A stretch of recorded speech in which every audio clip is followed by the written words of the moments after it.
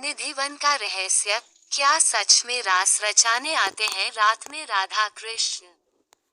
धार्मिक नगरी वृंदावन में निधिवन एक अत्यंत पवित्र, रहस्यमयी धार्मिक स्थान है।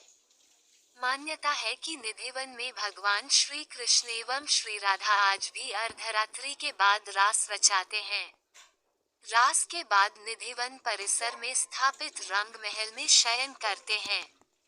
रंग महल में आज भी प्रसाद माखन मिश्री प्रतिदिन रखा जाता है। शयन के लिए पलंग लगाया जाता है।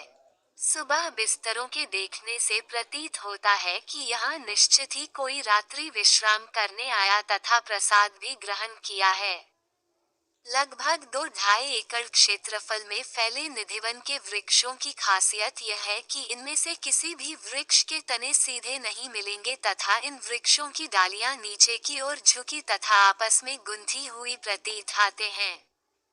निधिवन परिसर में ही संगीत सम्राट एवं ध्रुपद के जनक श्री स्वामी हरिदास जी की जीवित समाधि, रंग महल, बांके बिहारी जी का प्राकट्य स्थल, राधा रानी बंशी चोर आदि दर्शनीय स्थान है।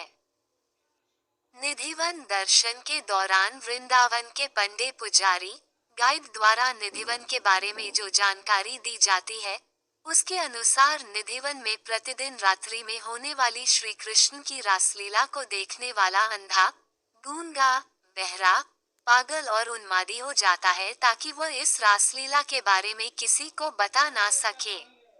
सुबह मिलती है गीली दातून। इसी कारण रात्रि 8 बजे के बाद पशु पक्षी, परिसर में दिन भर दिखाई देने वाले बंदर, भक्त, पुजारी इत्यादि सभी यहाँ से चले जाते हैं और परिसर के मुख्य द्वार पर ताला लगा दिया जाता है। उनके अनुसार यहाँ जो भी रात को रुक जाते हैं वह सांसारिक बंधन से मुक्त हो जाते हैं और जो मुक्त हो गए हैं, उनकी समाधियां परिसर में ही बनी हुई है। इसी के साथ गाइड ये भी बताते हैं कि निधिवन में जो 16,000 आपस में गुथे हुए वृक्ष आप देख रहे हैं, वही रात में श्री कृष्ण की 16,000 रानियां बनकर उनके साथ रास रचाती हैं। रास के बाद श्री राधा और श्री कृष्ण परिसर के ही रंग महल में विश्राम करते हैं। सुबह 5:30 बजे रंग महल का पट खुलने पर उनके लिए रखी दातून गीली मिलती है और सामान बिखरा हुआ मिलता है जैसे कि रात को कोई पलंग पर विश्राम करके गया हो। निधिवन के रहस्य का असली कारण।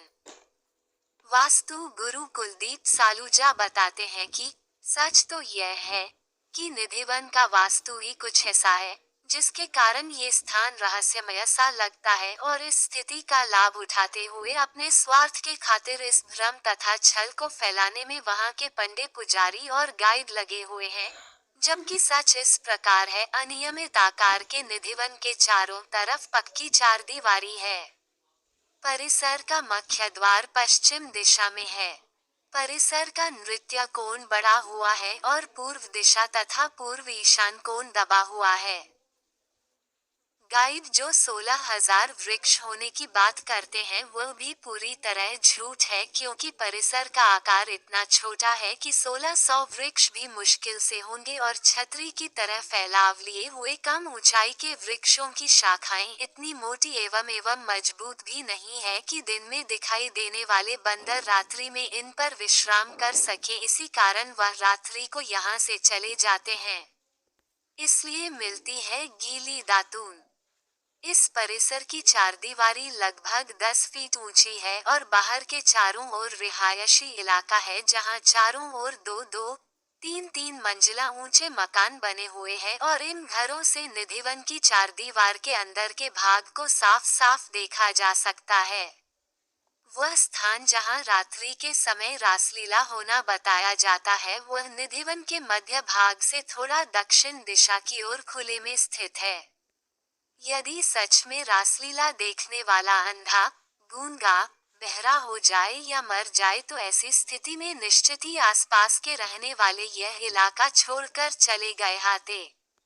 निधिवन के अंदर जो 15-20 समाधियां बनी हैं वह स्वामी हरिदास जी और अन्य आचार्यों की समाधियां हैं जिन पर उन आचार्यों के नाम और मृत्यु तिथि के शिलालेख लगे हैं।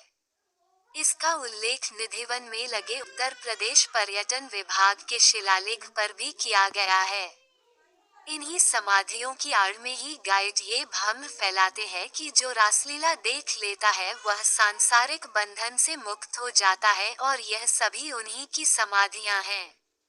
रंगमहल के अंदर जो दातून गीली और सामान बिखरा हुआ मिलता है, ये भ्रम इस कारण फैला हुआ है कि रंग महल के नैऋत्य कोण में रंग महल के अनुपात में बड़े आकार का ललित का